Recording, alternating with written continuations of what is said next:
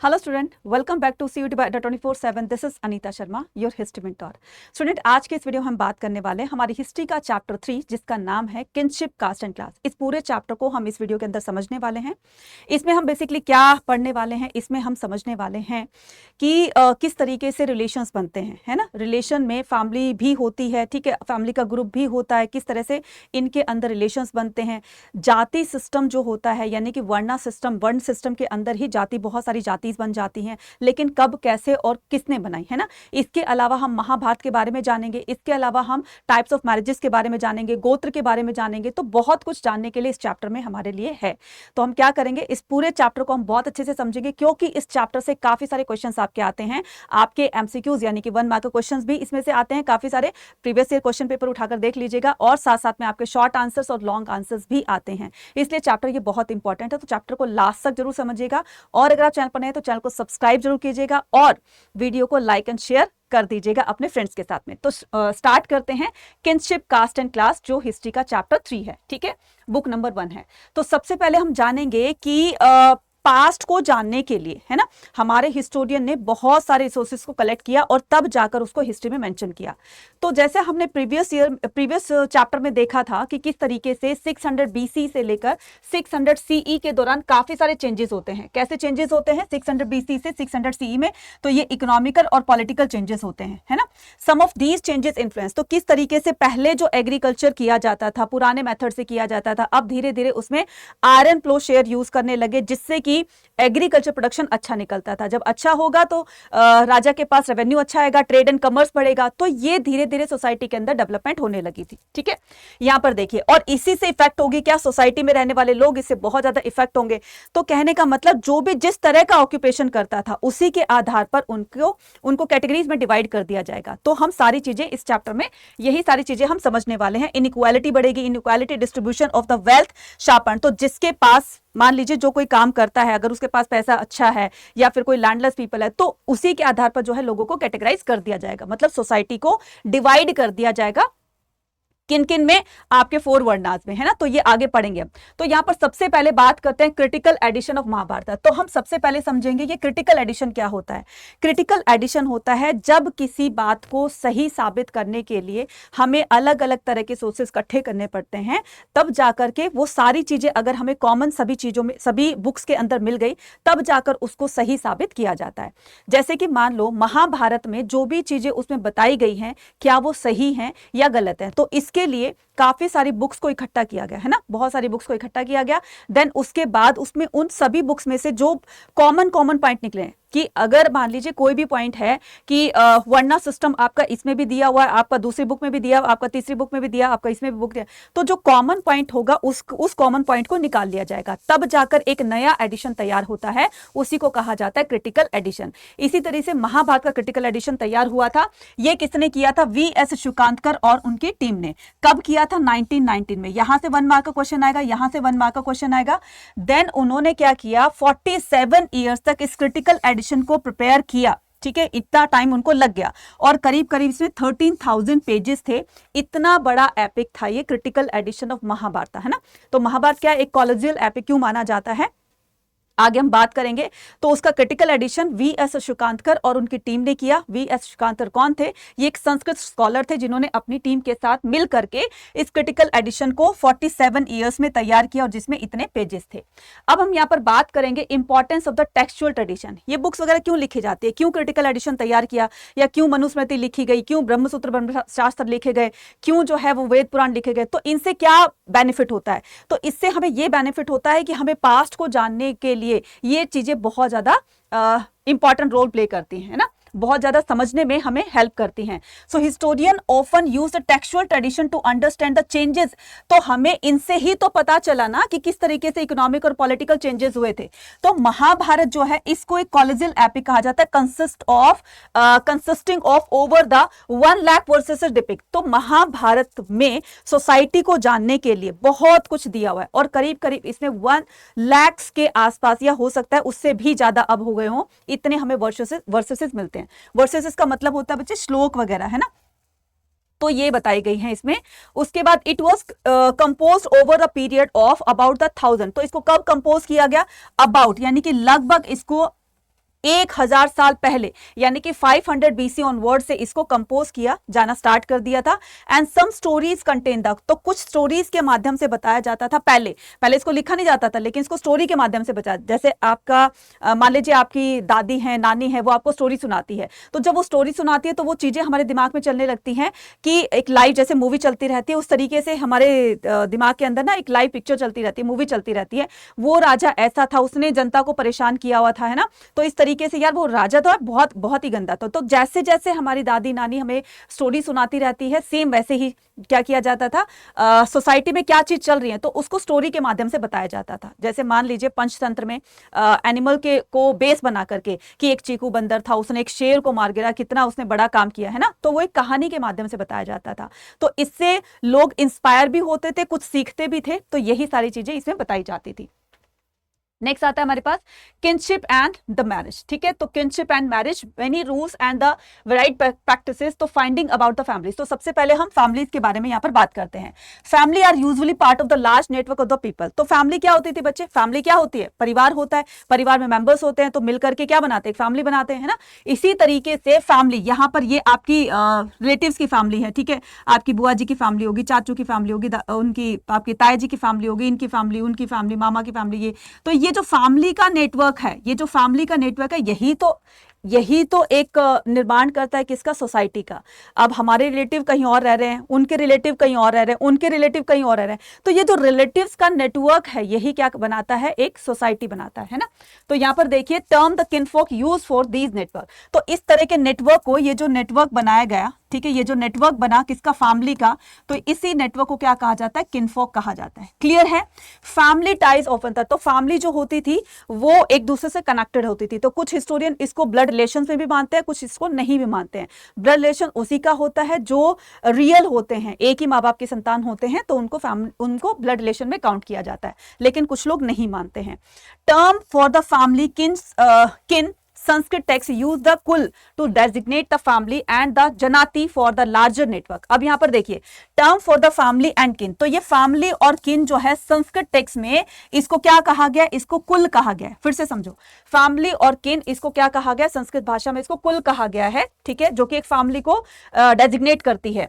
और जनाति जो है, जनाति किसको बोलेंगे? जनाति बोलेंगे लार्ज नेटवर्क ऑफ द किनफोक। ये जो फैमिली का जो नेटवर्क है, इसको जनाति कहते हैं संस्कृत भाषा में, ठीक है। नेक्स्ट, अब बात करते हैं किसकी? पैतृणी की।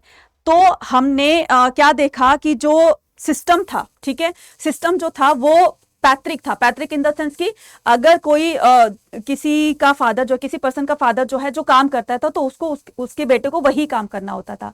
फॉर एग्जांपल ब्राह्मण है, तो ब्राह्मण जो है वो वेद पुराणों को पढ़ने का काम करते थे, हवन यज्ञ वगैरह करते थे, पूजा पाठ किया करते थे, तो उसका बेटा भी वही काम करेगा। राजा का बेटा भी राजा बनेगा, है ना। तो इस तरह का जो पैतृक सिस्टम होता है, जो फादर टू सन वाला सिस्टम होता है, फादर एंड डिसेंडेंट ऑन, है ना। तो राजा का बेटा राजा, फिर उसका बेटा राजा, फिर उसका बेटा राजा, तो एंड सो ऑन। इसी तरीके से जो भी ये सिस्टम चला है, तो इसको क्या कहा जाता है? पैतृणी कहा जाता है, ठीक है। तो महाभारत के अंदर हमने देखा कि धृतराष्ट्र जो था, ठीक है, वो दुर्योधन का फादर था, और इधर से पांडु का बेटा कौन था? युधिष्ठिर थे, है ना। तो उसमें क्या बताया गया है कि पावर और लैंड को पाने के लिए ही कौरव और पांडवों के अंदर क्या होता है? युद्ध होता है, जिसे महाभारत का युद्ध कहा जाता है ना। तो वो क्यों किया गया था? लैंड और पावर को पाने के लिए, है ना। तो इधर से दुर्योधन भी चाहता था, इधर से युधिष्ठिर भी चाहते थे, है ना। तो दोनों में क्या होता था? दोनों में ही राइवलरी धीरे धीरे बढ़ गई थी, राइट। तो इससे क्या पता चलता है? इससे ये पता चलता है कि पैतृक सिस्टम चल रहा था, कि यानी कि मेरे फादर अगर राजा है तो मुझे राजा होना चाहिए, है ना। तो इस तरीके का यहाँ पर कंसेप्ट दिया गया है। क्लियर? और मैत्रिणी का मतलब होता है, मैत्रिणी का देखो, the central story of the Mahabharata reinforce the idea of the patriliny. Under the patriliny son could claim. तो यहाँ पर पैतृणी के अगर अंडर में करें तो पैतृणी के अंडर में क्या चीज आती है? कि son could claim the resources of the. तो बेटा क्लेम कर सकता है कि मेरे पापा अगर राजा है तो मैं राजा बनूंगा, मेरे पापा अगर ये काम करते हैं तो मुझे भी वही काम करना है, तो वो क्लेम कर सकता है। जबकि मैत्रिणी क्या कहलाता है? मैत्रिणी जो मदर के उसको बताएगी, वंश को बताएगी, है ना, कि मदर का वंश है, और उसी नाम से उनके बच्चे भी जाने जाते हैं। तो ये होता है matriliny. Matriliny is the term use when the descendant is traced through the mother. Patriliny is evident. तो इस पैतृणी वर्ड का जो हमें डिस्क्रिप्शन मिलता है वो हमें ऋग्वेद में भी मिलता है, इसका वर्णन, ठीक है। नेक्स्ट बात करेंगे रूल्स ऑफ द मैरिज। तो यहाँ पर मैरिज के रूल्स की बात करेंगे हम। Son were important community of the patronise, ठीक है। सन को बहुत ज्यादा इंपॉर्टेंस दी जाती थी, राइट। बेटा होता था फैमिली के अंदर तो बड़ी खुशियां मनाई जाती थी, बेटी होती थी तो नॉर्मली बहुत ज्यादा खुशियां नहीं मनाई जाती थी, नॉर्मली होता था सब कुछ, है ना। तो बेटे को इसलिए ज्यादा इंपॉर्टेंस दी जाती थी क्योंकि उनके वो वंश को चलाने वाला होगा, है ना, उन्हीं के बेस पर ही उनका वंश, उनका जो फैमिली है वो आगे बढ़ेगी, है ना। तो इसी की वजह से उनको दिया जाता था, क्या इंपॉर्टेंस दी जाती थी।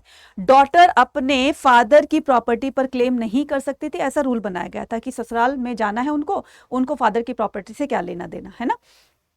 ये सब बताया गया है। द सिस्टम इज कॉल्ड, तो यहां पर देखिए अब ये जो मैरिज का सिस्टम है, ठीक है, कि कौन कब कैसे शादी करता था, तो उसका जो है मीनिंग क्या होता है या उसको क्या टर्म दी गई, क्या उसको बोला गया। अब यहाँ पर एक बात आती है किसकी, एक सिस्टम का नाम है जिसका नाम है एक्सोगैमी। ये मैरिज सिस्टम है। अब एक्सोगैमी का मतलब ये होता है कि देखो, marrying them into family outside the king was considered the desirable। अब यहां पर मान लीजिए अपने घरों में लाइव एग्जांपल लेते हैं। जब शादी वादी की बात चलती है तो पहले गोत्र वगैरह मिलाए जाते हैं ना, और उसके रिलेटिव के, उसका बेटे का बेटा, उसका ये वो करके बहुत सारी चीजें, रिलेशंस देखते हैं कि उनका रिलेशन उनके साथ में क्या है और किस तरीके से रिलेशन बनता है। तो जो आउटसाइड ऑफ द फैमिली होती है, यानी कि अपनी फैमिली को छोड़ करके जो आउटसाइड ऑफ द फैमिली होती है, उसको क्या कहा जाता है, उसको एक्सोगैमी कहा है। इस एक्स से जोड़ लेना, है ना। और उसके बाद इसी तरीके से एक एंडोगैमी होता है। एक क्या होता है, एंडोगैमी, ठीक है। एक क्या होता है, एंडोगैमी। एंडोगैमी का मतलब होता है विद इन द यूनिट, ठीक है, विद इन द यूनिट, यानी कि यूनिट के अंदर की गई शादी को क्या कहा जाता है, एंडोगैमी। आप कह सकते हो इसमें आपकी क्या हो जाएगी, अरेंज मैरिज हो जाएगी। और जो एक्सोगैमी होता है तो उसको आप एक क्या कर सकते हो, लव मैरिज पर भी देख सकते हो, है ना। लेकिन यहां पर यह बताया गया है कि girls and women who belong to high status were ensured that they would, जो हाई सोसाइटी से बिलोंग करती थी, जो रिच फैमिली की जो गर्ल्स होती थी, उनको पूरा का पूरा राइट था कि उनसे पूछ कर शादी की जाती थी। जैसे राजा वगैरह होते थे तो स्वयंवर कंडक्ट करते थे, है ना। जब उनकी शादी की एज हो जाती थी तो पहले उनसे पूछा जाता था, बेटी तुम्हारी शादी कर दें, हाँ पापा कर दो, ठीक है। फिर उनका एक स्वयंवर कंडक्ट करवाया जाता था। स्वयंवर में जिसको भी वो मतलब पसंद करती थी वरमाला डाल देती थी, या फिर राजा एक टास्क रखता था कि मेरी बेटी की शादी इसी से होगी जो इस टास्क को कंप्लीट कर देगा, है ना। तो इस तरह के कुछ रूल्स बनाए गए थे, ठीक है। सो 500 BC these norms compiled in Sanskrit. तो इस तरह के जो आप देख रहे हो ना नॉर्म्स का मतलब क्या होता है, नियम जो बने हैं वो कहां पर बनाए गए थे, धर्म सूत्र। सूत्र का क्या मतलब होता है, फॉर्मूलाज होता है। फॉर्मूला मतलब नियम, रूल, ठीक है, कानून। तो ये धर्म सूत्र में बताया गया था और इसी को धर्मशास्त्र भी कहते हैं। दोनों अलग अलग नहीं है, दोनों एक ही हैं। इस तरह के रूल्स इसमें मेंशन किए गए थे, नॉर्म्स मेंशन किए गए थे। The most important such work Manusmriti, और फिर बाद में मनुस्मृति को लिखा गया, वाज कंपाइल्ड बिटवीन द 200। यहां से क्वेश्चन आता है, यहां से क्वेश्चन आता है आपका क्रोनोलॉजिकल ऑर्डर में, ठीक है। जहां जहां से बता रही हूं उसको अंडरलाइन कर लेना कि मनुस्मृति को कब कंपोज किया गया था, 200 BC टू 200 C, और धर्मसूत्र को 500 BC, ठीक है। नेक्स्ट क्या करेंगे, अब यहां पर गोत्र ऑफ वुमेन। तो फ्रॉम द 1000 BC ऑनवर्ड्स, यहां से भी 1 मार्क का क्वेश्चन आएगा कि गोत्र सिस्टम कब से स्टार्ट होता है, 1000 BC onwards. Specially Brahmanas were classify in the term of गोत्र। गोत्र क्या होते हैं, ये कैसे इनका नाम पड़ा गोत्र, है ना। तो जो पहले वैदिक सीर होते थे, वैदिक सीर का मतलब है फॉर एग्जाम्पल कि महर्षि वाल्मीकि हो गए, महर्षि विश्वामित्र हो गए, ठीक है। तो ये जो बड़े बड़े ऋषि मुनि होते थे, इन्हीं की ही अब तक जो है वो संतान चलती आ रही है। तो उनके नाम पर गोत्र का नाम रख दिया जाता था, है ना। तुम्हारा गोत्र क्या है, विश्वामित्र, तुम्हारा गोत्र क्या है, वाल्मीकि। तो ये उन्हीं के डिसेंडेंट है और उन्हीं के नाम से इन गोत्र का नाम रख दिया गया। तो ये गोत्र होते थे जो कि 1000 BC के अंदर उनको बताया जाता था लिखने, ठीक है।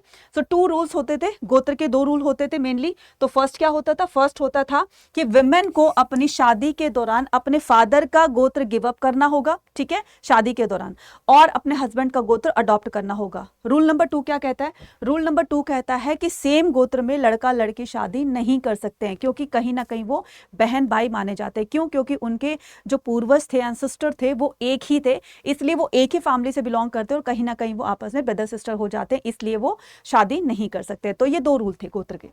नेक्स्ट हम बात करेंगे क्या, importance of the mother. Mother की क्या इंपॉर्टेंस थी उस टाइम में। मदर की इंपॉर्टेंस आपको नाम से ही पता चल जाएगा कि जैसे सातवाहन रूलर्स जो होते थे, आइडेंटिफाई थ्रू द मैट्रोनिमिक्स। यहां से 1 मार्क का क्वेश्चन आएगा। मैट्रोनिमिक क्या होता है, मैट्रोनिमिक होता है अगर कोई पर्सन अपने नाम के आगे अपनी मदर का नाम लगाता है, फिर बाद में अपना नाम जो है वो बताता है, देन उससे पता चलता है कि मदर की इंपॉर्टेंस जो थी वो बहुत ज्यादा थी। ठीक है, एग्जाम्पल दिया इसमें क्या, गौतमी पुत्र श्री सातकर्णी। अब राजा गौतमी पुत्र, गौतमी पुत्र का मतलब गौतमी उनकी मदर का नाम हो गया और वो बेटा है, ठीक है, और उसका नाम क्या है, श्री सातकर्णी। ऐसे बहुत सारे एग्जाम्पल दिए हैं, तो इससे पता चलता है कि वो अपनी मदर को कितनी इंपॉर्टेंस देते थे। ये तो हो गई चलो नाम के पर्सपेक्टिव से। तो यहाँ पर नेम के पर्सपेक्टिव से आया कि कौन सा सिस्टम फॉलो किया जाता था, मैट्रोनिमिक्स। अगर तो क्वेश्चन आए कि यही राजा जो है वो थ्रोन के पर्सपेक्टिव से, थ्रोन क्या होता है, राज सिंहासन पाना होता था, तो वो पैतृणी वाला सिस्टम अडॉप्ट करते थे। मतलब गौतमी पुत्र श्री सातकर्णी के अगर फादर राजा हैं तो उनका बेटा भी राजा बनेगा। तो यहाँ पर थ्रोन के पर्सपेक्टिव से वो पैतृणी वाला सिस्टम लागू किया करते थे, और अगर नाम के पर्सपेक्टिव से सोचे तो वो मैट्रोनिमिक्स वाला सिस्टम फॉलो किया करते थे। ठीक है, नेक्स्ट आता है social differences within and beyond the framework of the caste. अब यहां पर धीरे धीरे आप देख रहे हो सोसाइटी के अंदर कास्ट सिस्टम आने लगेगा। अब ये कास्ट सिस्टम क्या होता है, पहले बनाए जाएंगे 4 वर्णास। ठीक है, पहले बनाए जाएंगे 4 वर्णास। कौन कौन से 4 वर्ण होंगे, ब्राह्मण। ठीक है, कौन कौन से होंगे, ब्राह्मणास। फर्स्ट सबसे पहला ये होगा ब्राह्मण होगा, फिर होगा क्षत्रिय, वैश्यास, और फिर शूद्रास। ठीक है, तो ये इनके ऑक्यूपेशन होंगे। ठीक है, सो यहां पर देखिए, यहां पर आपको पिक्चर से पता चल जाएगा। जो ब्राह्मण होते थे वो क्या करते थे, वेद पुराणों को पढ़ने का काम करते थे, है ना। और जो क्षत्रिय होंगे वो क्या करते थे, वॉरियर होते थे, अपने लोगों को या अपने प्रजा जो होती है, राजा जो होता है अपनी प्रजा को प्रोटेक्ट करने का काम करेगा, वॉरफेयर में एंगेज होगा। नेक्स्ट आता है जो वैश्यास होंगे, जो 3rd कैटेगरी के हैं, उनको क्या कहा जाता था, मतलब जो एग्रीकल्चरिस्ट होते थे, एग्रीकल्चर किया करते थे, पैस्टोरलिज्म किया करते थे, ट्रेड किया करते थे, उनको 3rd कैटेगरी में रखा गया था। और 4th कैटेगरी को बोला गया था कि तुम्हें अपने से ऊपर की 3 कैटेगरी को अपनी सर्विसेज देनी है, तो वो क्या करते थे, उनको अपनी सेवाएं दिया करते थे। तो ये चारों वर्ण का जो है काम यहाँ पर फिक्स कर दिया गया कि तुम्हें ये करना है। मतलब सोसाइटी के अंदर आप देख रहे हो ना कि पहले चलो वर्ण सिस्टम नहीं बने थे, तब उस टाइम में लोग अलग अलग तरह का काम किया करते थे। तो जो जिस तरह के काम में बिजी था ना, उनका एक अलग जो है उनका एक अलग वर्ग बना दिया गया, एक अलग कैटेगरी बना दी गई, तो उसको जो है इस तरह का नाम दिया गया। ठीक है, नेक्स्ट करते हैं क्या, यहाँ पर देखिए, यहाँ पर बताया गया ब्राह्मणों का काम था क्या, वेदों को पढ़ना और पढ़ाना। क्षत्रियों का काम होता था वॉरफेयर में एंगेज रहना और प्रोटेक्ट करना, ठीक है, जस्टिफाई करना, ये तरीके से।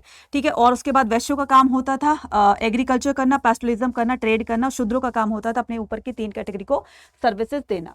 अब हम बात करते हैं नॉन क्षत्रिय किंग की। शास्त्रों के अनुसार, ब्राह्मणों के अनुसार, तो क्या, जैसे ब्रह्मसूत्र ब्रह्मशास्त्र में लिखा है कि सिर्फ जो क्षत्रिय फैमिली से बिलोंग करेगा वही राजा बन सकता है, इसके अलावा कोई भी तीनों कैटेगरी में से कोई भी राजा नहीं बन सकता है। लेकिन फिर इस बात को धीरे धीरे जो है वो झूठा साबित कर दिया जाएगा। कैसे, कि बहुत सारे ऐसे राजा होंगे जो ब्राह्मण भी राजा बनेंगे, इतने बड़े बड़े राजा बने। ठीक है, वो क्षत्रिय फैमिली से बिलोंग नहीं करते थे, लेकिन फिर भी तो इतने बड़े राजा कहलाए ना।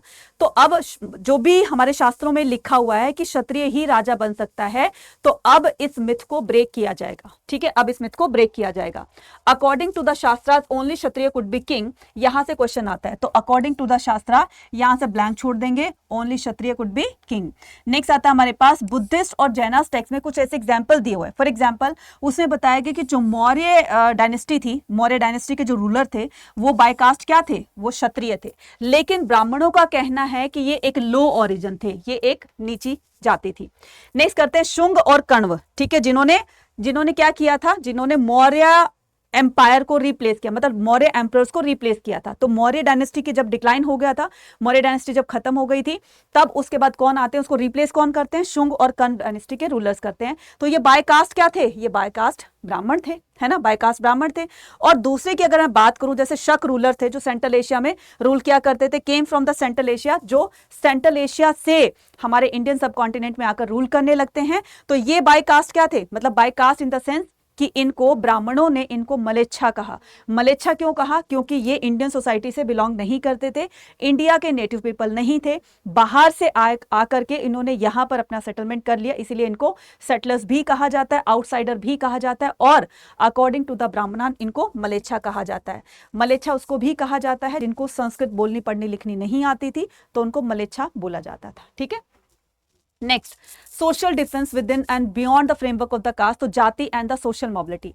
अब यहाँ पर हम जाति और सोशल मोबिलिटी की बात करेंगे। ब्राह्मणिकल थ्योरी, जाति लाइक द वर्ण वाज बेस्ड ऑन बर्थ। तो ब्राह्मणों के अकॉर्डिंग ये जो जाति और वर्ण होंगे ना बच्चे, तो ये क्या करेंगे, ये बाय बर्थ डिसाइड किया जाएगा। मतलब कि अगर किसी ब्राह्मण के घर में अगर कोई बच्चा पैदा हुआ तो वो ब्राह्मण कहलाएगा। ठीक है, और वो ब्राह्मणगिरी का ही काम करेगा, पूजा पाठ का काम करेगा। क्षत्रिय के घर में हुआ है तो वो राजा वाला जो रॉयल, उनको जो एक वो दी जाती है, एक प्रिविलेजेस दी जाती है, तो वो उसको मिलेगी।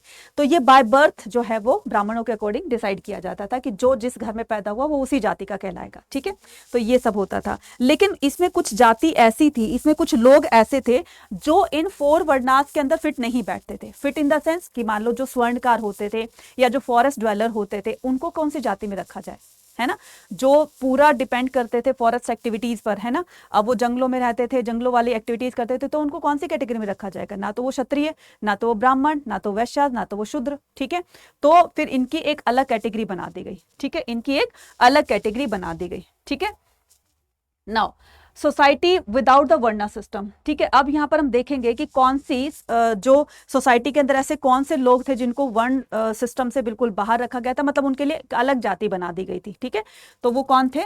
वो थे, जैसे यहाँ पर एग्जाम्पल दिया हुआ है, निषाद। ठीक है, उनको क्या बोला जाता था? निषाद बोला जाता था। तो निषाद एक जाति बना दी गई थी, निषाद एक जाति बना दी गई थी। तो एकलव्य जो है वो निषाद जाति से बिलोंग करते थे, क्योंकि ये फॉरेस्ट ड्वेलर थे, जंगलों में रहा करते थे, और उन जंगलों में रहने वाले लोगों की जाति बना दी गई निषाद। और इसी में क्या किया जाने लगा, इसमें स्वर्णकार वगैरह सब इसी में आ जाएंगे। ठीक है, तो some time those who spoke the non Sanskrit, तो कुछ टाइम जो है, मतलब सम टाइम कभी कभी ऐसे होता था कि जिनको संस्कृत बोलनी पढ़नी लिखनी नहीं आती थी, ठीक है, उनको क्या कहा जाता था? मलेच्छा, जैसे कि मैंने आपको पहले बताया। Emergence of the varna system. अब यहाँ पर वर्ण सिस्टम कैसे इमर्ज होता है, मतलब वो कैसे बनता है? The Brahmanas consider some people as being outside of the system and classify as the untouchables. तो यहाँ पर ब्राह्मणों ने जो जाति वगैरह बनाई ना, 4 वो बना देते, वर्णा सिस्टम बना देते, ब्राह्मण, क्षत्रिय, वैश्य, शूद्र। लेकिन कुछ ऐसे भी लोग थे जो एक अलग ही तरह का काम करते थे, है ना, अलग तरह का काम करते थे। फॉर एग्जांपल, जो एनिमल, जैसे मान ले किसी विलेज में एनिमल कोई डेड हो जाता है, देन उसको खींच करके लेकर आना, फिर उसको जंगल में लेकर जाना, उसकी स्किन पाइल करना, एग्जीक्यूशन का काम करना, जैसे किसी को फांसी वगैरह देनी होती है, ठीक है, और जो एनिमल स्किन होती है उसे लेदर बूट्स और ये सब बनाना, है ना। तो मतलब एक तरीके से वो काम किया करते थे। और जैसे वो नॉन वेजिटेरियन थे, ठीक है, जो मांस वगैरह भी खाया करते थे, तो उनकी एक अलग ही जाति बना दी गई जिनको अनटचेबल्स कहा जाता था। अनटचेबल से वो इतना ज्यादा क्या करते थे, मतलब इतना ज्यादा उनके साथ में पार्शियलिटी की जाती थी, डिस्क्रिमिनेशन किया जाता था कि जो है वो जब भी गांव के अंदर आया करते थे तो जोर जोर से क्लैपिंग, ड्रम बीटिंग स्टार्ट हो जाती थी। मतलब उनकी शैडो तक अपने ऊपर नहीं पड़ने देना चाहते थे, क्योंकि उनकी शैडो अगर पड़ भी गई ना तो वो अपने आप को अपवित्र मानते थे। इतना ज्यादा डिस्क्रिमिनेशन, इतना ज्यादा इनइक्वालिटी जो है सोसाइटी के अंदर फैली हुई थी। अच्छा, इनका जो अनटचेबल्स का, तो मनुस्मृति में इनके लिए कुछ ड्यूटीज फिक्स की गई थी, है ना। तो ये क्या करेंगे, इनको गांव से बाहर रहना है, ठीक है, दूसरा विलेज से बाहर रहना है। तो जो भी डिस्कार्डेड थिंग्स होंगे, डिस्कार्डेड थिंग्स का मतलब है कि जो रफ कपड़े हो चुके हैं फेंकने वाले, मतलब जो कलर फेड हो गया है या थोड़ा से फटफट आ गए हैं, तो वो वाले कपड़े, और जो उनके बर्तन पुराने हो गए थे तो उस तरह के बर्तनों को यूज करेंगे, उस तरह के कपड़ों को वो वेयर करेंगे। Then wear the clothes of the dead, और जो भी जैसे डेड के साथ, डेड बॉडी के साथ में जो भी उनके रिलेटिव्स वगैरह कपड़े वगैरह लेकर आते थे तो उनको वही कपड़े पहनने होते थे। और सबसे ज्यादा बात कि वो किसी और मेटल की ज्वेलरी नहीं पहनेंगे सिवाय आयरन के, है ना। तो आयरन से बनी ही ज्वेलरी पहनेंगे। लाइक सिल्वर भी यूज कर लेते थे, लेकिन गोल्ड का या अदर मेटल्स का वो नहीं वेयर करेंगे। तो ऐसी ड्यूटी जो है उनकी मनुस्मृति के अंदर लिखी गई, और यही मनुस्मृति में जो ड्यूटीज उनकी लिखी हुई है, नियम और कानून बनाए गए हैं, वही फॉलो किए जाते थे सोसाइटी के अंदर।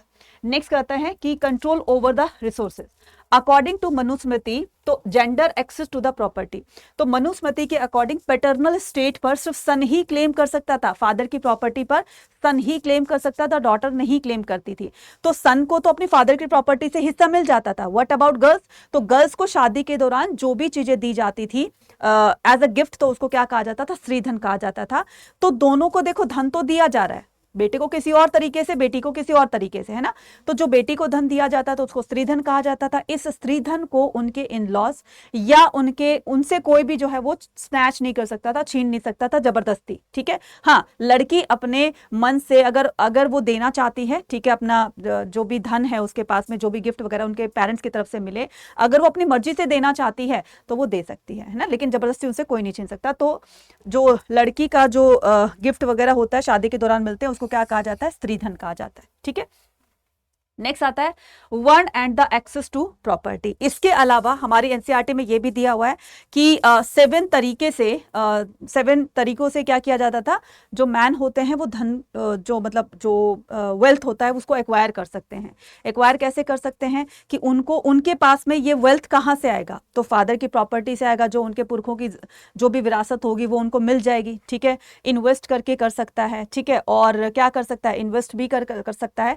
साथ में अगर कोई राजा होता है, किसी दूसरे अगर उसने राजा पर कोई आक्रमण किया है, फिर उसको जीत लिया है, तो उसका पूरा का पूरा वो स्टेट जो है वो उस पर्टिकुलर राजा का हो गया।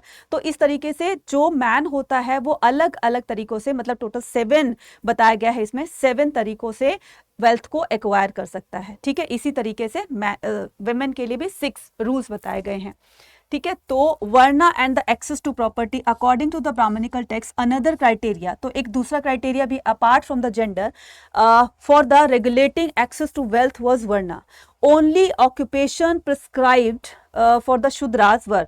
तो यहां पर बताया गया था कि अब धीरे धीरे थोड़ा सा चेंज होने लगा।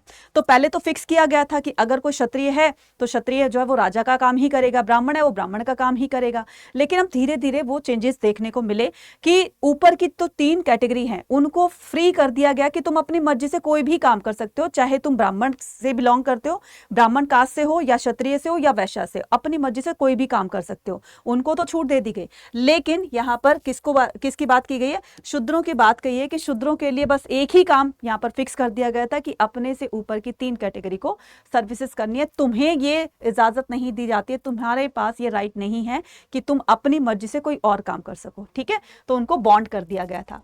नेक्स्ट आता है sharing the wealth. An alternative scenario, the Varna system people either claim or the over assigned status on the basis of the wealth.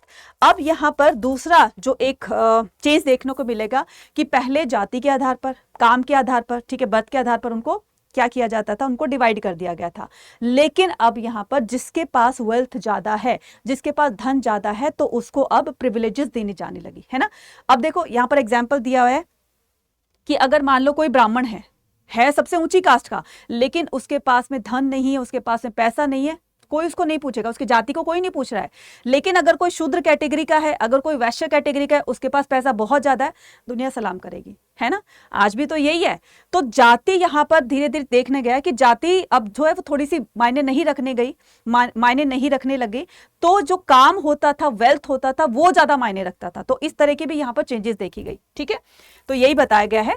चलिए नेक्स्ट आता है हमारे पास क्या, सोशल कॉन्ट्रैक्ट। अब यहां पर सोशल कॉन्ट्रैक्ट की बात करेंगे कि Buddhist also develop the alternative understanding of the social inequality. तो बुद्धिस्ट टेक्स्ट में बताया गया है कि ये जो सोशल इनइक्वालिटी देख रहे हैं ना, तो ये मनुष्यों की बनाई हुई है, ये इंसानों की बनाई हुई है। क्यों बनाई हुई है, किसी के पास अगर पैसा कम है उसको अलग कैटेगरी में डाल दिया, ज्यादा है किसी को अलग कैटेगरी में डाल दिया गया, कोई शूद्र है उसको अलग डाल दिया गया, चांडाल्स को अलग डाल दिया गया, अनटचेबल जिनको चांडाल कहते हैं उनको अलग कर दिया। तो कहने का मतलब ये सारी इनइक्वालिटी कहां से आई, जब इंसान ने धीरे धीरे चीजें डेवलप करना शुरू किया, उसके मन में लालच आया। मान लीजिए कोई राजा है, किंग है, अगर किंग अपने पर्टिकुलर एरिया से जहां तक उसका रूल है, तो वहां से उसने रेवेन्यू कलेक्ट करना स्टार्ट किया। अब देख रहे हैं कि उनके पास रेवेन्यू ज्यादा आ रहा है, तो वो और ज्यादा ग्रेडी होते चले गए। ना सिर्फ मैं राजा की बात कर रही हूं, कोई भी पर्सन है, अगर उसके पास में किसी भी तरीके से अगर उसके पास पैसा आ रहा है, तो धीरे धीरे वो ग्रेडी बन जाएगा। उसके पास मान लीजिए वो पैसे वाला बन गया, लेकिन फिर वो छोटे लोगों को, जो जिनके पास पैसा नहीं है, वो गरीब है, तो उनके साथ में धीरे धीरे वो इनइक्वालिटी देखने को मिलेगी, है ना। और यही सब चीजें जो है वो बुद्धिस्ट टेक्स्ट में बताई गई थी, ठीक है। Subsequently the develop of the notion kinship based on the human choice. तो ये जो किनशिप, ये जो कास्ट सिस्टम बनाया गया, ये क्या ह्यूमन चॉइस है, इंसानों के द्वारा बनाई गई है, with the tax as from the payment of the service rendered by the king. ठीक है, अब जो किंग होगा, मैंने एग्जांपल देकर बताया ना, तो वो इस तरह के सिस्टम को जो है वो ठीक कर भी सकता है, क्योंकि ये ऐसी चीजें नहीं है जो बदली नहीं जा सकती, है ना। तो पहले नहीं थी, लेकिन फिर स्टार्ट हो गई, लेकिन अब हम इसको चेंज कर सकते हैं। ये जो इनक्वालिटी है, हम इसको इनक्वालिटी को इक्वालिटी में हम चेंज कर सकते हैं, है ना। तो ये सब मनुष्यों के हाथ में है। तो इस तरह का सजेशन जो है वो दिस टेक्स्ट में दिया गया है। नेक्स्ट करते हैं language and the content. The version of the Mahabharata is in the Sanskrit, although, हालांकि महाभारत को एक जो है वो डायनेमिक एपिक क्यों कहा जाता है? डायनेमिक एपिक इसलिए कहा जाता है क्योंकि महाभारत जो थी वो ना सिर्फ पर्टिकुलर संस्कृत वर्जन में ही रही, बल्कि दुनिया की अलग अलग लैंग्वेजेस में इसको ट्रांसलेट किया जा चुका है और अभी भी ट्रांसलेशन जारी है। यानी कितनी लैंग्वेजेस के अंदर इसको ट्रांसलेट किया जाएगा ताकि पूरी दुनिया में महाभारत का कंसेप्ट जो है वो पहुंच जाए और लोगों को इंडियन सोसाइटी के बारे में, इंडिया के पास्ट के बारे में पता चले कि किस तरह का इंडिया का पास्ट होता था। ठीक है, इसीलिए तो बहुत सारे जो फॉरेनर्स होते हैं, बहुत सारे लोग जो होते हैं बाहर के, तो वो इंडिया के कल्चर के प्रति अट्रैक्ट होते हैं, क्योंकि वाकई में बहुत अच्छा कल्चर था, बहुत अच्छा पास्ट था इंडिया का। तो the version of the Mahabharata is in the Sanskrit, although the version of the there other language as well. Historian usually classify the content of the present text under the two broad category. तो अब इसमें महाभारत को बताने में या लिखने में ना दो तरह की कैटेगरी बताई गई है ना। अब वो दो कैटेगरी कौन कौन सी है? तो इसमें दो ब्रॉड कैटेगरी है, तो कंटेंट को लेकर के, है ना। तो एक कंटेंट वो तो मान लीजिए महाभारत में जो भी कुछ लिखा है, तो एक तो उसको बोलकर सुनाया जाए, ठीक है। एक होता है किसी ने उसको लिखा, नरेट किया, ठीक है। अब जैसे मान लो कि दो पर्सन बात कर रहे हैं, तो वो आपस में बात करें, उनकी बात हो रही है, आपस में बात करें, लेकिन उनके अगर तीसरे पर्सन ने उनकी दोनों की बातों को दूसरों लोगों को बताया, तो वो एक अलग तरीके से बताया होगा। तो पहले क्या होता था? Historian usually classify the content of the present text under the two broad category, these are the section contain the story. एक तो वो सेक्शन था, आप ये मान लीजिए ये महाभारत है, उसकी दो कैटेगरी बना दी गई, ठीक है। एक वो सेक्शन था जिसमें कि स्टोरी के माध्यम से लोगों को बताया जाता था, ठीक है। अब उस टाइम में तो इतने पढ़ाई लिखाई थी नहीं, एजुकेशन तो थी नहीं, तो लोगों को कैसे बताएंगे महाभारत के बारे में?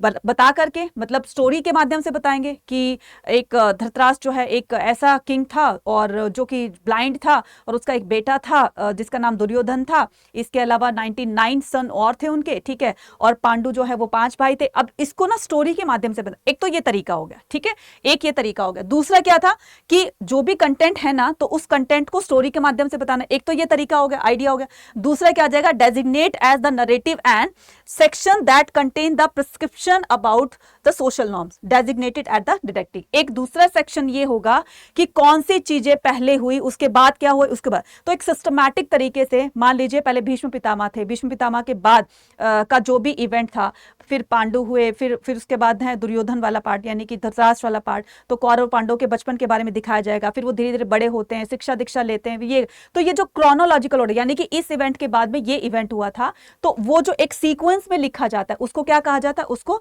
डिडक्टिक कहा जाता है। मतलब पहले ये घटना घटी, फिर उसके बाद ये हुआ, फिर उसके बाद ये हुआ, उसके बाद ये हुआ। तो इंस्ट्रक्शंस के साथ में इन चीजों को जो लिखा जाता है, तो उसको क्या कहा जाता है? डिडक्टिक कहा जाता है। तो दो चीजों से, दो आइडिया से, दो तरीकों से महाभारत को बताया गया, ठीक है। Next, author and the date. तो ऑथर और डेट की बात करते हैं हम। The original story of Mahabharata probably compose. अब प्रोबेबली बोला गया है, प्रोबेबली का मतलब क्या होता है? प्रोबेबली का मतलब होता है शायद, ठीक है। प्रोबेबली का मतलब शायद होता है। शायद ये किसी चैरिएटर ने, चैरिएटर कौन होता है बच्चे? रथकार होता है, सारथी जिसको बोलते हैं। और इनडायरेक्टली किसको बोला गया है? भगवान श्री कृष्ण को बोला गया है ना। तो श्री कृष्ण के बारे में बोला गया है कि उन्होंने पूरा का पूरा ये जो महाभारत वाला एरा था, स्टार्टिंग से लेकर एंड तक वो बने रहे थे। तो सारी चीजों को अपनी आंखों से देखा होगा, है ना। तो देखा होगा, तो हो सकता है उन्होंने ये बात किसी को सुनाई हो, और जो सुनी फिर उन्होंने बाद में क्या किया, बाद में ये जो कुरु और पांचाल और जो ब्राह्मण थे, इन्हीं बातों को, जो महाभारत के अंदर हुई थी, इन्हीं बातों को रिटर्न में उन्होंने लिख दिया, और फिर ये महाभारत एपिक बन गया, ठीक है। सारी यही चीजें इसमें बताई गई है। In the next phase of the between 200 BC to 200 C the growing importance of the worship. फिर उसके बाद जब श्री कृष्ण ने युद्ध के दौरान जब अर्जुन को गीता का उपदेश दिया था और अपना विराट रूप दिखाया था, अपना असली रियल जो उनकी फॉर्म थी वो दिखाई थी लॉर्ड विष्णु की, ठीक है, एक बहुत बड़े से उसमें फॉर्म में दिखाया गया था। तो लोगों को अब पता चला कि जो श्री कृष्ण है वो विष्णु जी के अवतार हैं, है ना, और उन्होंने क्या किया, उन्हीं को ही वर्शिप करना स्टार्ट कर दिया, ठीक है, कि ये भी हमारे लिए भगवान है, तो अवतार लेकर आए हैं, तो भगवान श्री कृष्ण को भी उन्होंने एक भगवान के रूप में वर्शिप करना स्टार्ट कर दिया। तो यही सब बताया गया है। Subsequently between the 200 to 400 C large detective section resembling the Manusmriti was added. और फिर बाद में इन्हीं में जो ये सेट ऑफ इंस्ट्रक्शंस बताए थे कि पहले ये चीज हुई, पहले ये चीज हुई, फिर उसके बाद ये हुई, इन्हीं सब चीजों को मनुस्मृति में भी ऐड कर दिया। कब? 200 से 400 सीई के दौरान, ठीक है। Next, search for the alternative, search for the convergence. तो यहां पर सर्च फॉर द कन्वर्जेंस का मतलब अब इसके प्रूफ और निकालने की जो है वो एक तरह का कंपटीशन लग गया कि हम महाभारत वाले टाइम में हम किस तरह के और सोर्सेज को कैसे इकट्ठा कर सकते हैं, कैसे इंफॉर्मेशन को और ज्यादा कलेक्ट कर सकते हैं। तो Mahabharata like any major epic contain the vivid description. तो महाभारत में यहां से क्वेश्चन आता है आपके बोर्ड एग्जाम में, स्मॉल क्वेश्चन, उसमें शॉर्ट क्वेश्चन में, the Mahabharata like any major epic, Mahabharata में जो बड़े बड़े एपिक हैं उनकी तरह से, जिसमें अलग अलग तरह की चीजों का वर्णन किया गया है। Contain the vivid description of the battle, तो यहां पर ना सिर्फ बैटल्स के बारे में, ना सिर्फ युद्धों के बारे में, बल्कि फॉरेस्ट ड्वेलर्स जो होते थे फॉरेस्ट के बारे में भी, प्लेसेस के बारे में भी, सेटलमेंट्स के बारे में भी उसमें बताया गया कि लोग इस तरह के सेटलमेंट्स में रहा करते थे, घरों में रहा करते थे। सो 1951-52 में यहां पर ये चीज देख रहे हो ना, तो इस तरह का हमें प्रूफ मिला 1951-52 के में एक्सकवेशंस के दौरान। और एक्सकवेशन का काम किसने किया था? बीबी लाल ने। तो बीबी लाल ने 1951-52 के अंदर एक साइट को एक्सकवेट किया, एक साइट का पता लगाया जिसका नाम था हस्तिनापुर, और ये कहां पर है? मेरठ डिस्ट्रिक्ट के अंदर, ठीक है। तो उसमें बताया गया, यूपी में लग जाता है ये। Lal found the evidence of the fine occupation level but describe only the second. तो देखो महाभारत के टाइम पर लोग जिस तरह के भी सेटलमेंट्स में रहा करते थे वो तो टूट फूट, क्योंकि इतने साल पुराना है तो टूट फूट गया होगा, है ना, बिल्कुल जर्जर हो गया होगा। लेकिन उसके बाद जो सेकेंड फेज आया, लोगों ने जो अपना घर वगैरह बनाकर स्टार्ट हो गए थे रहने के लिए, वो वाले एविडेंस बेबी लाल को मिलते हैं, और तब पता चलता है कि हाँ इस तरह के घर जो है वो महाभारत के टाइम में ऐसे ही बनाते होंगे। क्योंकि मान लीजिए महाभारत के टाइम में भी जो घर बने हुए थे, मान लीजिए किसी का घर उस टाइम में टूट गया, तो वो क्या करेगा? अपना सेम उसी तरीके से, मतलब कॉपी तो नहीं लेकिन हाँ थोड़ा सा रिजेंबलेंस दिखेगी कि वो इस तरह के सेटलमेंट्स में रहा करते थे। तो यही सारी चीजें बीबी लाल ने एक्सकवेट की। Handling text historian and Mahabharata, dynamic text of Mahabharata. तो मैंने कहा ना कि इसको डायनेमिक टेक्स्ट क्यों कहा जाता है, तो ना सिर्फ ये संस्कृत वर्जन में रही बल्कि दुनिया की बहुत सारी लैंग्वेजेस में इसको ट्रांसलेट किया जा चुका है। तो ये था आज का हमारा सेक्शन, ठीक है। पूरा का पूरा आई थिंक आपको पूरा का पूरा ये समझ में आ गया है। और अगर आप क्लास 12th में हो और 2025 में सीयूटी एग्जाम की प्रिपरेशन अच्छे से करना चाहते हैं जिससे आपके अच्छे से मार्क्स आ जाए, तो आप क्या कर सकते हो? आप एम्बिशन बैच को ज्वाइन कर सकते हो। और एम्बिशन बैच में ज्वाइन करने के लिए और उसमें एनरोल करने के लिए मैक्सिमम जो डिस्काउंट पाने के लिए आप कूपन कोड भी यूज कर सकते हो Y489। बच्चा मैं फिर कह रही हूँ, हिस्ट्री और पॉलिटी ये दो सब्जेक्ट ऐसे हैं आर्ट्स के जिसमें मैक्सिमम नंबर ऑफ जो स्टूडेंट्स होते हैं वो बहुत अच्छा स्कोर कर सकते हैं और करते हैं, ठीक है। तो 100% बहुत बनते हैं इनमें से, तो कंपटीशन बहुत टफ रहेगा, लेकिन 100% वही बनेगा जिसने की होगी मेहनत से तैयारी, जिसने हर कंसेप्ट को बहुत डीप में समझा होगा। तो अगर आप 100% बनना चाहते हो तो आज ही ज्वाइन करो किसको? एम्बिशन बैच को। और जहां आप 100% बने, आप उम्मीद क्या, आप ये बिल्कुल डेड श्योर हो सकते हो कि आपका एडमिशन आपके मनपसंद कॉलेज, आपकी मनपसंद यूनिवर्सिटी में हो सकता है, ठीक है। तो इसमें आपको जो है एम्बिशन बैच के अंदर मैं बताऊंगी सारी क्या क्या चीजें आपको मिल रही हैं, ठीक है। और इसके अलावा आप क्लास 12th और सीयूटी दोनों की प्रिपरेशन करना चाहते हो और साल भर में जितने भी बैचेस का एक्सेस आपको मिलेगा, जो भी आपके पर्टिकुलर बैचेस होंगे, इंडिविजुअल बैचेस होंगे, तो महापैक वालों को फ्री ऑफ कॉस्ट मिलते हैं। तो आप क्या कर सकते हो? साल भर के लिए अगर आप निश्चिंत होना चाहते हैं, साल भर हम कुछ ना करें, रिवीजन जो है टीचर कराती रहे, तो आप यहाँ पर इसको भी ज्वाइन कर सकते हो। तो यहाँ पर आपका सिलेबस 1 या 2 बार नहीं बल्कि 7 to 8 टाइम्स या फिर मैं 10 टाइम्स भी कह सकती हूँ, आप रिवीजन कर चुके होगे अपने पूरे सिलेबस की, तो एक अच्छी आप नॉलेज लेकर जा सकते हो बोर्ड एग्जाम प्लस आपके सीयूटी एग्जाम में, दोनों में अच्छा स्कोर करोगे। ठीक है, अब इसमें एनरोल कैसे करना है, तो इसमें एनरोल करने के लिए आपको क्या करना है, आपको अड्डा 24/7 की एप्लीकेशन को डाउनलोड करना है। तो जैसे आप डाउनलोड करोगे, ठीक है, जैसे आप डाउनलोड करोगे, पहले डाउनलोड करना, गूगल पे डायरेक्ट मत करना, तो इस तरीके से पहले आप डाउनलोड कर लीजिए। इसके बाद क्या करोगे, यहां पर आएगा आपका ऑल कोर्सेज, तो जैसे आप ऑल कोर्सेज पे क्लिक करोगे, यूजी पीजी एंट्रेंस एग्जाम पे क्लिक करना है, यूजी पे क्लिक करना है, आर्ट्स के हो, कॉमर्स के हो, साइंस के हो, आपके दूसरे भी फ्रेंड है अदर स्ट्रीम से, तो आप उनको भी बता सकते हो। ये क्या है, ये ड्रॉपर बैच है, तो अगर आप में से कोई ड्रॉप लेना चाह रहा है, ठीक है, तो आपके लिए ड्रॉपर बैच है, तो आप इस पर आपको 35% का डिस्काउंट मिल रहा है, तो आप इसको भी परचेज कर सकते हो। ड्रॉपर के लिए है सिर्फ ये, है ना।